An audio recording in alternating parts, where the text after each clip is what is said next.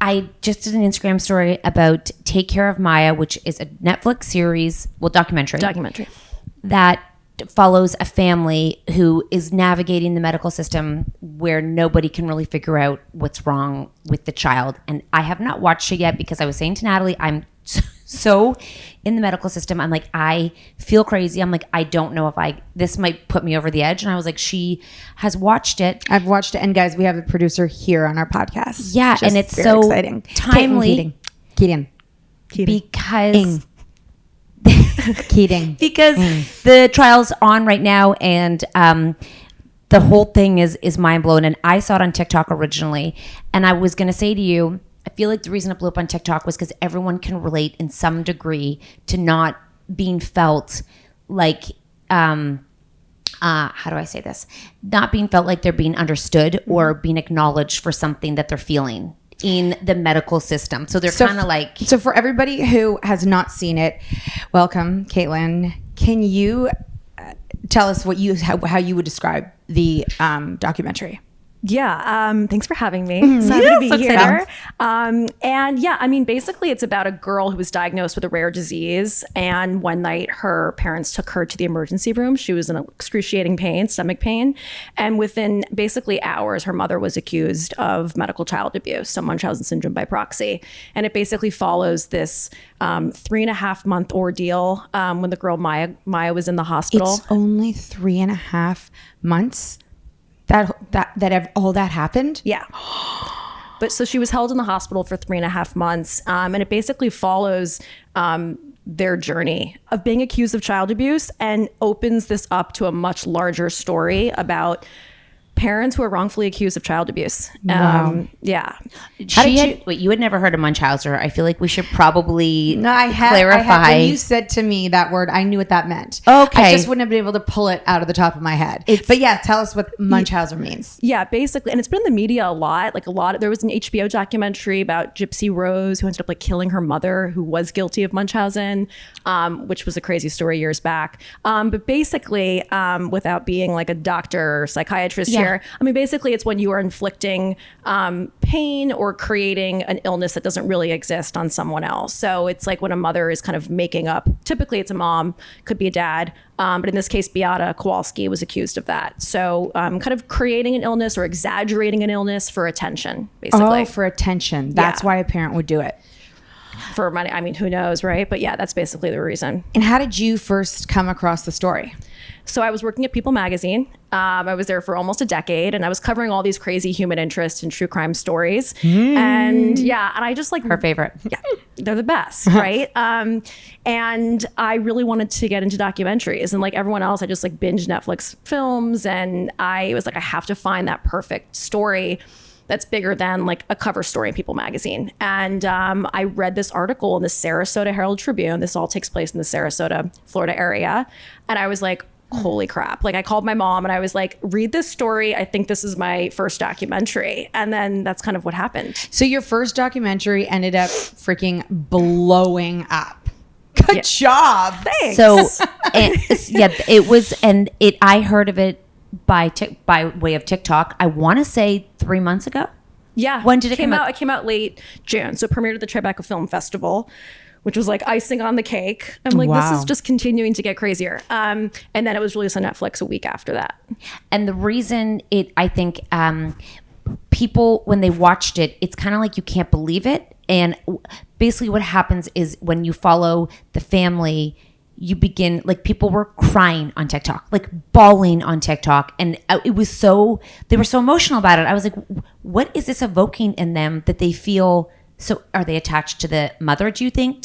What were they attached to? Yeah, I mean, it's so crazy how it blew up. I mean, the hashtag Take Care of Maya on Twitter, Facebook, Instagram, TikTok, but especially TikTok, because obviously that's all about videos, right? So what was crazy was that all these people who had like 0 followers, who had never posted a video, felt so compelled to show their face for the very first time. And I feel like it was because anyone who's never been believed can relate to this. Anyone who is accused of something that they didn't do, right? Not just with child, with anything. Like being accused of something you didn't do is just like, and not being able to show your truth. I mean, that I think people can relate to. I think people that have CRPS, which is what Maya has, complex regional pain syndrome, people with rare illnesses.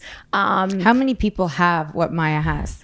It's a good question. I think around like 200,000 cases of CRPS, and I might be making that up, that it's like per year new case. I'm not sure. I mean, it's rare, but it's not like It's not like super one rare. person in the world where they're going to study them and be like, what's going on? But it's also not like diabetes, right? It's not that common. And it's really hard to diagnose. But yeah, people, I think, it's just because it's a health story, it's a family story, it's kind of a crime story. But I think a lot of people have gone through this, and that's what we're seeing. Just so many people saying, this happened to me too. No one believed me. And then suddenly something's on Netflix and you're like, oh my God, now my story feels validated. And that was a lot of the responses we were getting. Did you live with the family for 4 years? Or like, did you have to move to Sarasota, Florida? Like, did you go, what does it entail being a producer of something like that? Yeah, I think it was beyond just being a producer. I think it was being like a journalist and a storyteller and just really caring from the very beginning. Like before we even started filming, it was just getting to know the family. It was going through thousands of hours of depositions from both sides. So it was like really trying to get the hospital's perspective. What's a deposition? Basically, when you're involved in a type of lawsuit, so it's like this lawsuit's been going for 4 years. For longer than that. Yeah. So Got it. I don't want to give it away, but like basically all this kind of, their story in a way ended in early 2017. Again, I don't want to give it away, but the tragedy and what happened. I mean, again, like it's still going on in a way, but like, their story kind of ended in a way, and then they sued Johns Hopkins All Children's Hospital pretty quickly after that. Did they agree to participate in the documentary because they knew, or they were hoping that it will help their case? I don't think it was that. I think it was that they want to speak out for other families, and they really just want justice. Like they just want to stop this from happening to other people. That's what Jack Kowalski, the father, has told me numerous times, and that's kind of what's happening. It's, again, with the TikTok responses, it's like, thank God for the Kowalskis and how lucky they are to be able to sue such a huge, company. This costs, as you can imagine, so much money. And I'm still, now that the trial has started, it's like I'm getting messages basically every hour from people saying, this happened to me. I don't have money. I can't hire a lawyer. Can you help me? I'm like, can I help you? I'm a producer. I don't have a job right now. My job is there. I'm like, I'd love to be able to do all this pro bono and never work again and just like, that'd be great. How does the family pay the legal bills? So the attorneys took this on a contingency, so they will get paid if they win. Okay. But that's a huge sacrifice. I mean, they have spent a lot of money, and I don't think anyone thought it would take this long, but the trial started last week. So we'll know soon. How is Maya doing now? It's a good question. She has told me, first of all, going through this trial is obviously very traumatic, and bringing it. Should we say how old Maya was when this started and how old she is now? I think that's really kind of a huge component of it's crucial. So Maya went into the hospital when she was 10. She left. She had a birthday there. She left when she was 11, and now she's 17. She turns 18 in December. So this is a long time. I mean, most of her childhood has been spent dealing with this. And where was I? How is she now? Yeah. So, she tells us that like she's still in pain. So you'll see her in the hospital. She's much better now than she was then. She'll be the first person to admit that. But why is she better? How is she better? Yeah, I'm not really sure. I think with CRPS, a lot of people have told us that you can go into remission, and then an injury, physical injury, emotional injury can trigger that. So we've seen that with other cases with CRPS where people are doing great for a decade and then boom, like they're hospitalized again. It's a interesting illness. Like it's not, people are still researching it. I mean, it's complicated. And you know what's so weird is something like MS, they can't really diagnose, right? You can't get a clear, you have this, it's right. It's with CRPS, it's like, it's not like there's a CAT scan or a blood test. You're like, you have cancer. This is black and white. So it's hard to diagnose. It's hard to treat. Everyone's kind of different. It's like a puzzle. You have to look at it and be like, exactly. This could but she's not out of the woods for sure. She's still struggling. And then of course, emotionally, I mean, again, without giving it away, this girl went through more than most people do in a lifetime. So the trauma is very real, very real. And does she take medication now? I'm not sure if she's taking medication. Was she okay with this? Like, was she okay with the Netflix? Like, because that's an age where you are you're on huge. TikTok, you're watching this, Yeah, and then not you become a only, like, hashtag. A lot of exposure. I mean, not only Netflix, like she was on the cover of People magazine, which was a crazy full circle for me no too. kidding. Yeah. Like I left the magazine, now she's on the cover. But I think she's so grounded, she's so humble, and she really wanted this, and so did her brother Kyle and her dad Jack. But the attention's a lot, but Netflix was like really careful, and we were really careful, and we didn't spend that much time interviewing her, to be honest. Like so much of the film, when you see it, lives in deposition land. It lives in interviews that are already done, because we didn't want her to have to relive all that trauma. How did they have so much footage? Yeah, I mean, the depots are all just because of the legal case. And then Beata in the hospital recorded everything. And without that, I don't think we could have made this film, because obviously for a documentary, I mean, not obviously, I guess you could just do everything in real time. But having all this audio, like Beata recorded every phone call, even when she wasn't supposed to. She took notes from the very beginning. She was a nurse, so she knew what to do. But I think just even being like that aside, she wanted to document everything. So because she was right off the bat, it was maybe I think tricky. she just didn't know what was going to happen. I don't think Beata ever knew what would happen, that we'd be here today. She wasn't doing it for that. No. I think she was just really careful about making sure that she followed the rules. Like there were very strict rules about what she could talk about on the occasional phone call that she had with Maya when she was in the hospital. And you'll see these notes where she's even writing down like question 1, like, how are you doing, sweetie pie? Like she was very careful to not break any rules. That was that part where they weren't allowed to have a conversation was such an emotional, like those scenes for a parent. Yeah. Like knowing you hear, that you never, like in your mind, you've never done anything to hurt your daughter and you can't even talk to her.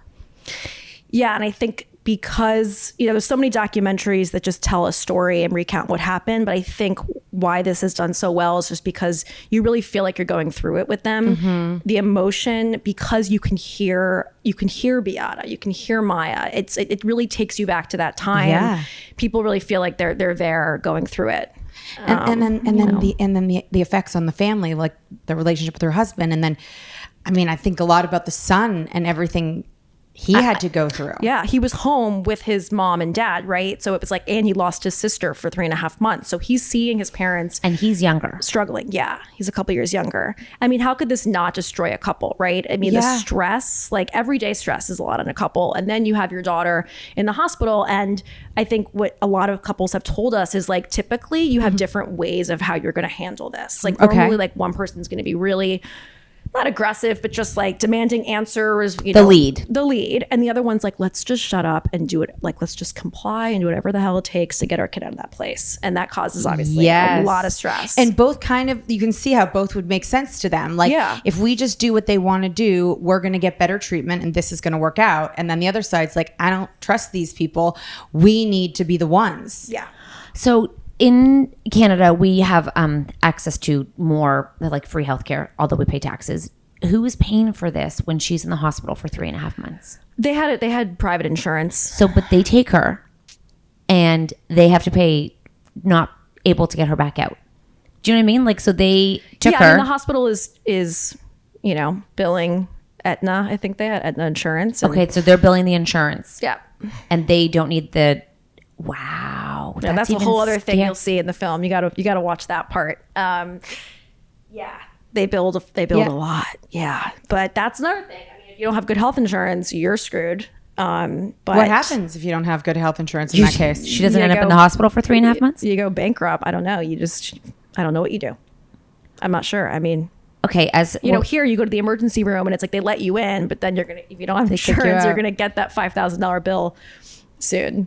Because I think as a parent, like sitting here and listening to it, it's like so scary that your care for them could lead to hurting them, right? Because you care so much and you just want answers and you just want someone to make them better, because there's nothing worse than seeing a kid in pain. Like even when my daughter first had her like hit of the head, and I was kind of like, no, you're fine. You're fine. You don't want anything to, well, for me, I'll talk for me. I don't want anything to be wrong. Like you kind of want to be like, no, you're good. Like keep on going, because kind of when you go down the path, it's kind of like as adults, when you know something's wrong, we know a lot of people who just ignore the problem and then they walk into the hospital like, you have like stage 4, like you're bad. Like, you know there's something wrong, but you don't want to deal with it. So it's just this weird line, because you could also be accused of not doing something and letting it go too far, or you could be accused of doing too much. And I feel like for me, I'm in this middle ground of being like, I can't see your pain. I can't see a wound. I can't see it. So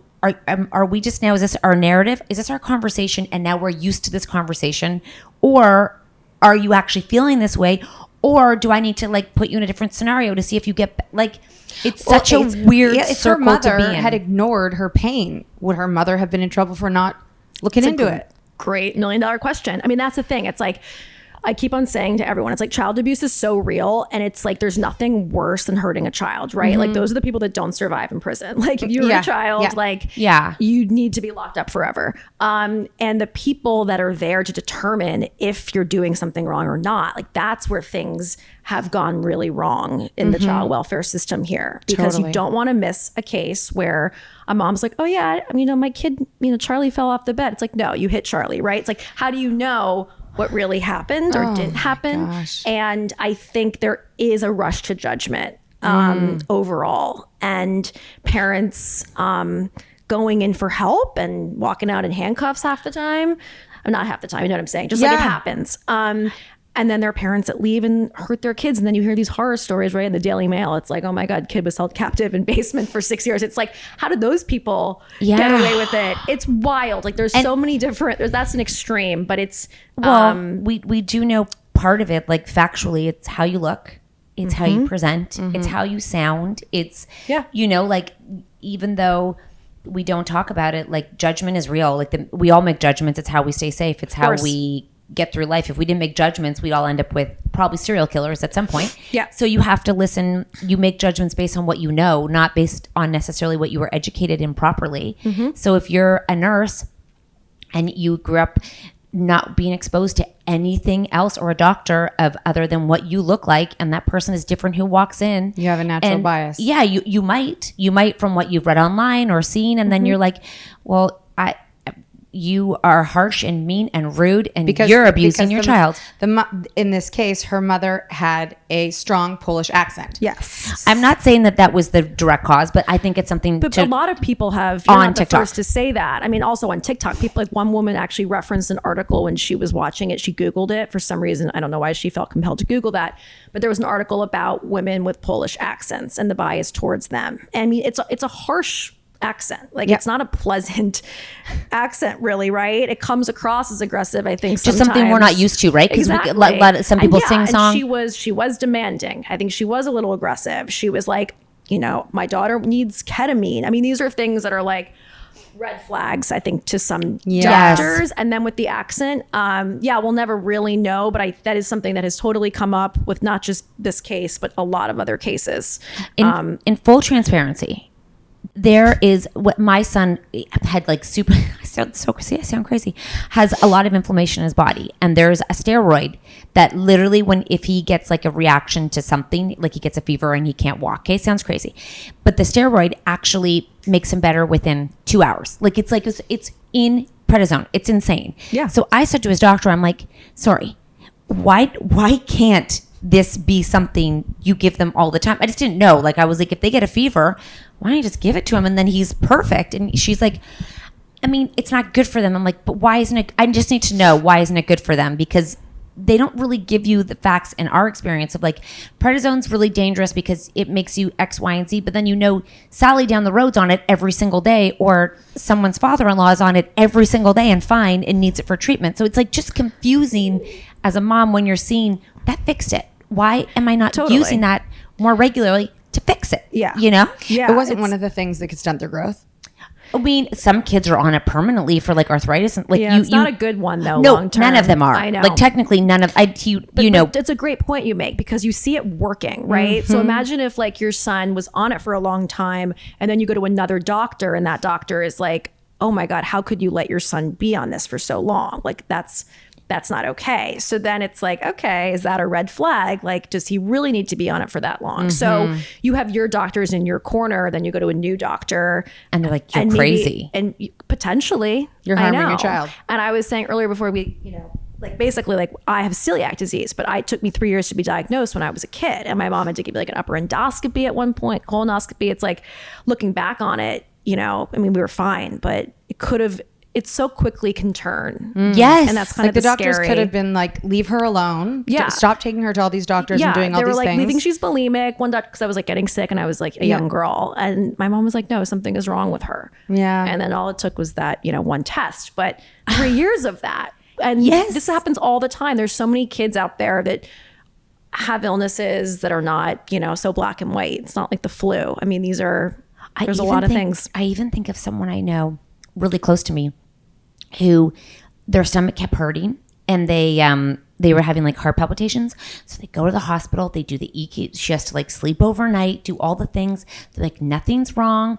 And it was, I think in the end, like anxiety, like when it all checked out. But that was such a process because no one had maybe pieced together that it could be anxiety. I think all of us as moms know when your kid talks about a stomach ache every single day and you're a new mom, you're like, what's wrong? Like, are you okay? But it takes experience and learning to know that, they're anxious about something, but they're in severe pain. Like their anxiety is pain. And they're like, I can't go to school. My stomach hurts so much. And you're like, oh, I remember asking my doctor, oh my gosh. Like we all have a story, I think. Yeah. Where I asked my doctor about my daughter's like stomach aches. And she was like, I think it's anxiety. It turned out she was right. I mean, I guess. Well, you could be, but like your kid, Yeah, but like as a first time mom, you're like, this can't be. Yeah. She's got to go to the doctor, and then they're not giving me an answer. I got to go to another. Crazy. Yeah, it's like you just get really paranoid. But I think your kid, and I think in this case with Maya, like Beata knew something was seriously wrong, and it's like if it ends up being anxiety, sure, but like at least you checked it out. That's what I would do. I know. Maybe I'm just paranoid and like a hypochondriac. So like, but it's just weird. We all have a story where we feel like it was something. And then I think that's why the story is pretty remarkable is it went extreme. Like it went so extreme. And I think people are like, holy shit, you can kind of see, I personally can see how it would happen in terms of your line getting blurred because you're living in a place where there's no fact because someone's saying it's not real, but you're saying, but why would she fake it? So you're living in this world of trying to advocate for your child. And then someone's like, actually, you're crazy and you have no control once they say you're crazy. You have no control. It's gone. Like it's taken from you. And if you say you're not crazy, then you look crazier, right? Like, totally. I wonder if, like when I'm thinking now how like things like community groups, like Facebook groups for like the smallest. ChatGPT? Yeah, no. Like Facebook wasn't there like you could join when we talk about like women when their kids are growing up and they're trying to find hobbies and stuff. It's like there's a group for everything. Yes. And I would assume that there must be a group for lots of different medical situations that kids have. I wonder if Beata was ever in. She was a Facebook group for kids that had it. Yeah. So she was reassured, like a lot of this. Okay. Yeah. Like and you find thank God for social media, right? Like you find your people. And did she ever, do you know of, in those groups, did she have any people that were experiencing what she was experiencing? You mean with the accusation? Uh-huh. I'm not sure about that. Yeah. But I mean, my God, though, since this film came out, I mean, it is overwhelming how many people have CRPS. No one believes them. What does it feel like? Excruciating pain in your body. Yeah. I mean, there's like many symptoms, but basically a lot of them are like allodynia. Basically, it's like it's very sensitive to light touch. So if you like put your hand on your kid's leg, they might scream because you don't see it. There's like you were saying, or like you don't see a wound, but that's a symptom. Dystonia, where your like feet are turned inwards. Lesions, they look kind of like scratches that just appear. It's a lot. There's a lot of things. Gosh, extreme pain. Like sometimes it's your arm, sometimes it's your legs, sometimes it's all over your body. Yeah. Oh my gosh. So there's a lot of things. Does it start young? Typically it's young girls. Yeah. I think like 9 to 11. I might be wrong, but around that age. Yeah, it's way more common in young girls than it is young boys. It's also so crazy to think that if she had been in another city or another place, I know. like What could have happened? Well, and just, I mean, I think you told me we know someone who went to the place to find the doctor, stopped the doctor, looked at went and hunted them down at a conference to be like, my kid has this. Can you help me? Like the extremes people go to get help. And because you never know if you come across a doctor who's like, I've seen this before. I can help you. I know what this is. That's what happened with Beata. She was an infusion nurse, and she was at one of her patients' homes. Like she's an at-home infusion nurse, goes to people's houses, and she's talking on the phone, like a quick personal call on the phone with a hospital. And then the patient was like, sorry to eavesdrop, but you're in my house, and I heard you. And my daughter has something called CRPS, and it sounds like what you're talking about. You should go to this doctor, Dr. Anthony Kirkpatrick in Tampa, Florida, and he specializes in this. And that's how they found the first doctor to diagnose Maya with it after years. wild. Yeah. Wild. Crazy. Oh my gosh. Okay, so the trial Started last week. How long is it going to go on for? Is that, I don't We're not sure. I think the judge gave up to 2 months for the trial. I personally don't think it's going to take that long. But yeah. Is it in Florida? It's in Florida. It's in Venice, Florida. Are you attending? Yes, I was there last week. I know. It's crazy. Is your documentary come into play in the trial? It's not being mentioned in the trial, but it was part of the jury questionnaire.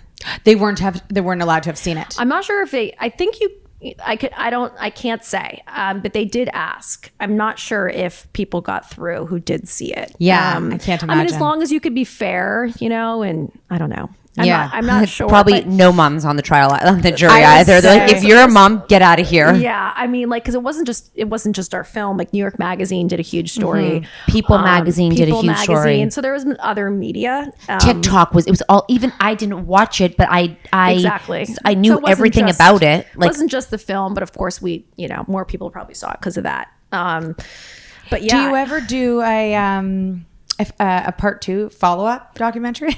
I would love to. Yeah. I haven't really discussed that with Netflix, but I feel like this did really well. And it's like, I don't know. It's all happening in real time. So like on my own social media, I'm doing daily updates and people are I know it's kind of like, I don't know if I should have done this, but I was like on Facebook, I was like, ask me any questions you have. And now like, you are the source. Like update me. Don't miss anything. Like, please help me, help my son get out of jail, all this stuff. I'm like, oh my God.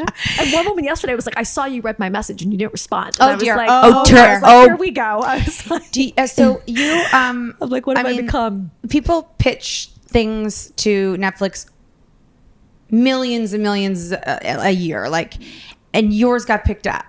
Yeah, that's an amazing breakout producer situation. Did you have to make the film before it went to Netflix? No, they bought it before we. I mean, I believe in the story, but I was not going to spend millions of dollars to make it happen. So now that's amazing. And so now you work on a next project, and then this, and then you direct, and then you director, and this is your life, and it's and now it's begun. Yeah.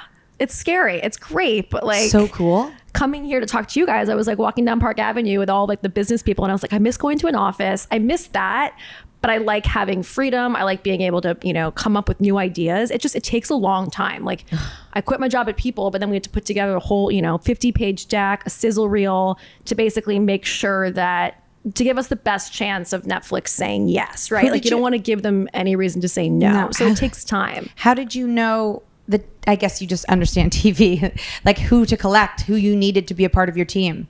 Like a director? I knew Henry Roosevelt, who's an incredible director, through an old friend of mine. Okay. So I texted him first. He's like, oh, I'm busy, I can't talk. And I sent him like a log line, like a paragraph summary. He's like, okay, I'll call you in a minute. He came on board, and then Rylan Soroff, who's the executive producer. So it's the three of us. We ended up starting a production company called Wise Fool Films. But we came together, and then they knew this incredible production company called Story Syndicate. They recently did Harry and Meghan. They've done like every that's like their most recent big thing. But they've been in the business forever, doing like incredible award-winning documentaries, husband and wife team.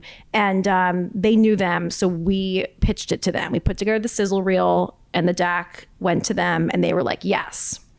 And they were incredible to work with, but they know Netflix, right? Like I couldn't pitch Netflix at that point on my own, right, with Henry and Rylan. So they basically, they were incredible creative partners. And then they come on and we pitch Netflix together. Were you ever worried someone else was like doing the same thing, somewhere else? Like, because it was a public story. Yeah. Well, we only had, the family wasn't talking to anyone else. So we, like, that was, You were okay with that. And your production company that three of you have started, is there, for producing shows, it's called Wise Fool Films. Wise Fool Films. And is there always a genre that you want to stay within? Like, it's a good question. I mean, Henry wants to get into scripted. I guess I wouldn't turn that down if that were to happen in the future.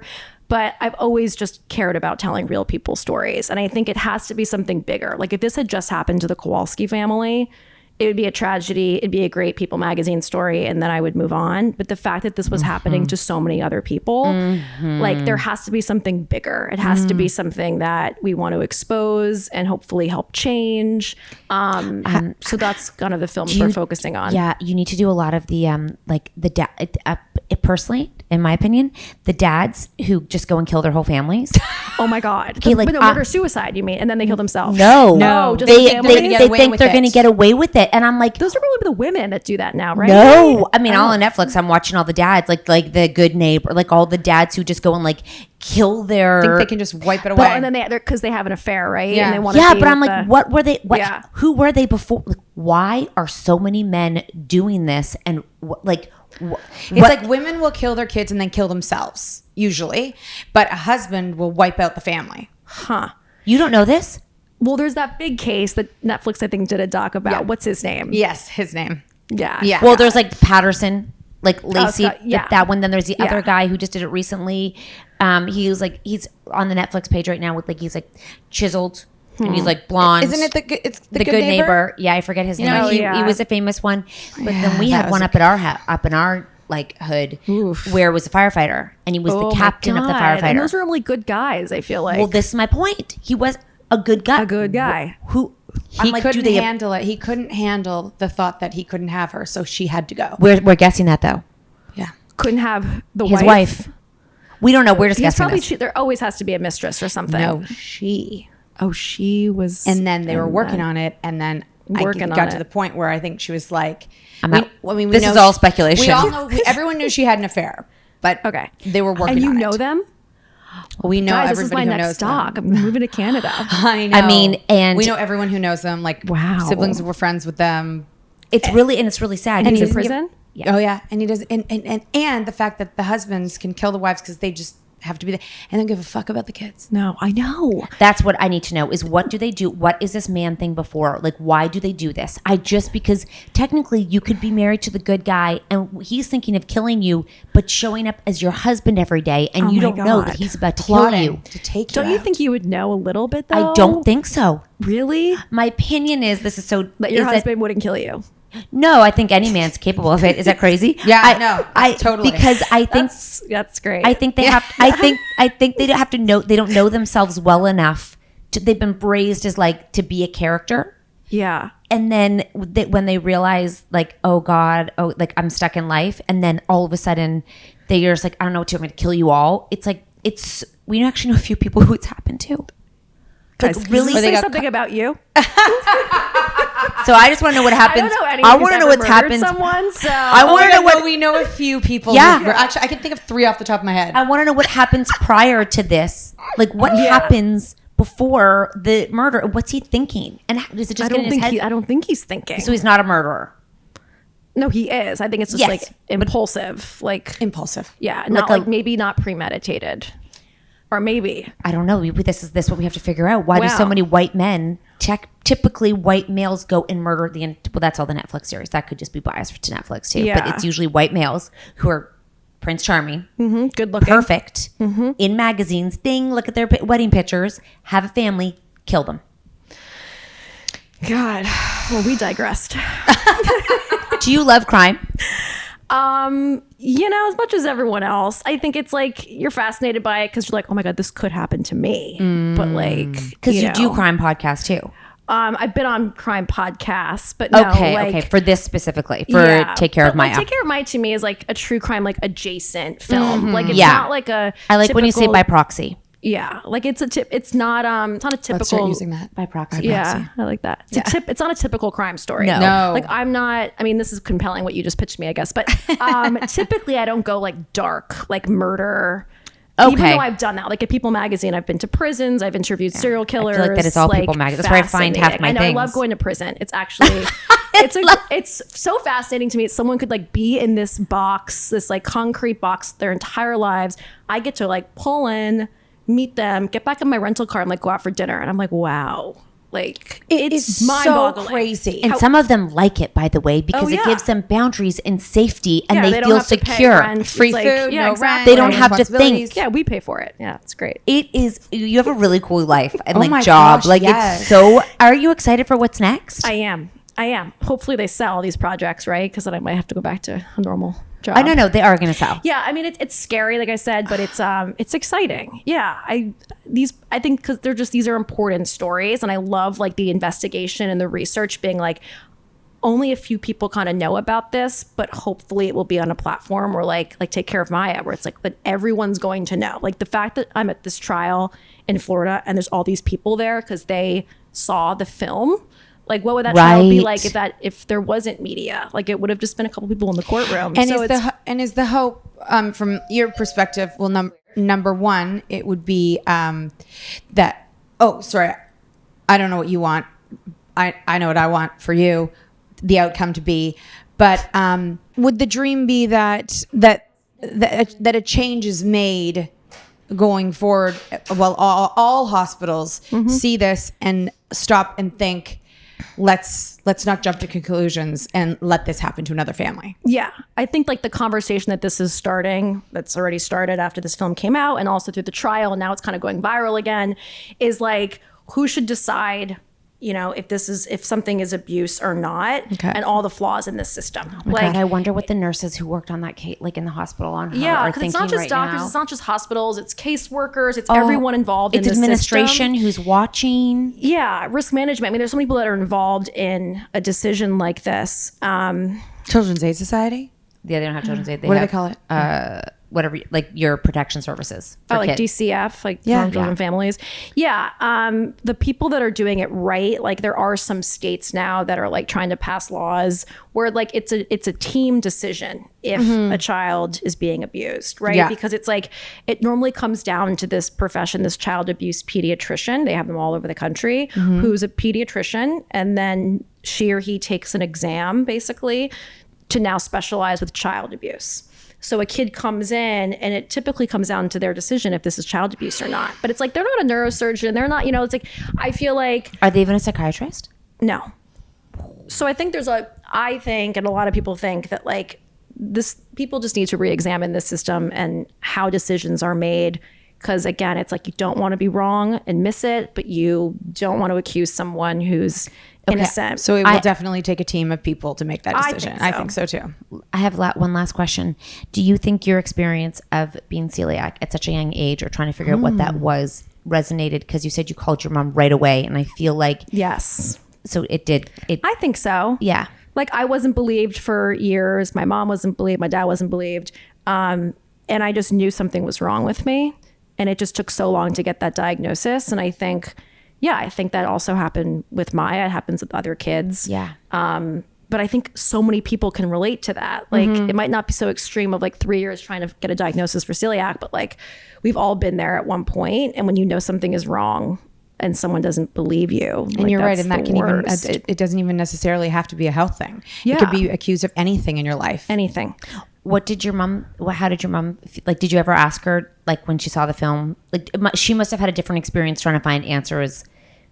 Yeah. For you, that your experiences would be different, obviously. Yeah. So was anything like resonate with her? She's just like, oh my God, what, like this could have happened to us, and never did. But I think, yeah, she definitely thought that. And other moms have told me that too. Like, oh, this didn't happen to me, but that's crazy. Because I also took my kid to Mexico for this treatment or, steroids, like you were saying, like, gave kids steroids for a long time or did some alternative treatment. Because like when a normal doctor isn't telling you like what's wrong, like you start to go on Facebook, you start to talk to these other couples and they're like, oh yeah, well, my kid we're giving my kid this. And so you just do everything, I think, to help your kid. Yeah. And then without sometimes- knowing what the consequences are because you're not a doctor. Yeah. And that's another thing that's come up. It's like we typically want to trust doctors. But they're the ones ultimately making these prescriptions and these decisions. You just kind of go along with it. So, and you trust that they're giving you the right thing. you trust, yeah. I mean, why would you not? You don't want to like go in there not believing doctors. So funny. I just had a test done and I was put under and he came out and he was like, there's nothing.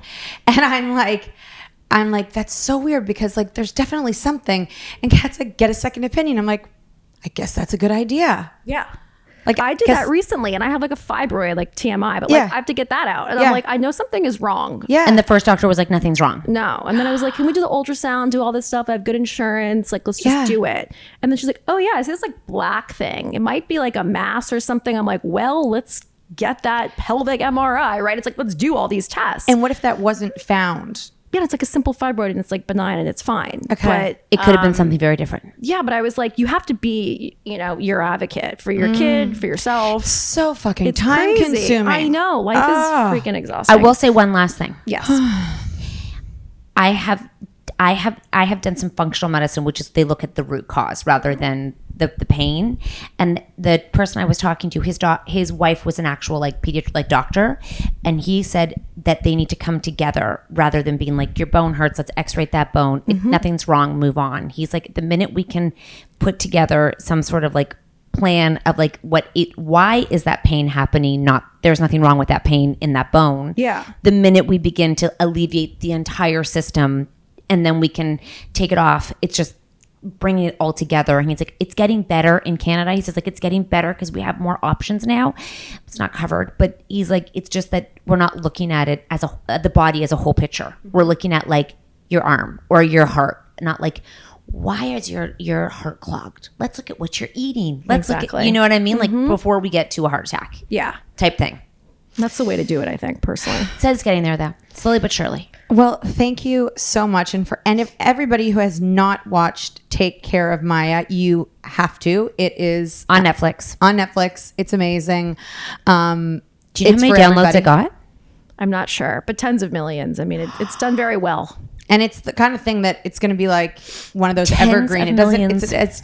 You can watch it forever and anytime because the story will always be relevant. And where can they see all your updates on the case? Where can we follow you and get in your DMs and ask you to help I us? know, and- right? It's like, look. Yeah, guys. We really encourage that now. No, Facebook, Instagram, Twitter. I'm posting every day. And what's on the those. handle? Instagram is Caitlin S. Keating. Okay. Yeah. What a cool name. What a cool job. With a what a cool C, life. Caitlin. Oh my God. Yeah. Congratulations on all the Thank success. you. I'm so And happy like, to be talking to you guys. and Thank you. good for you for taking a chance, quitting your job and not believing in something. Cause I think a lot of people don't do that. So that's the inspiration. Thank you.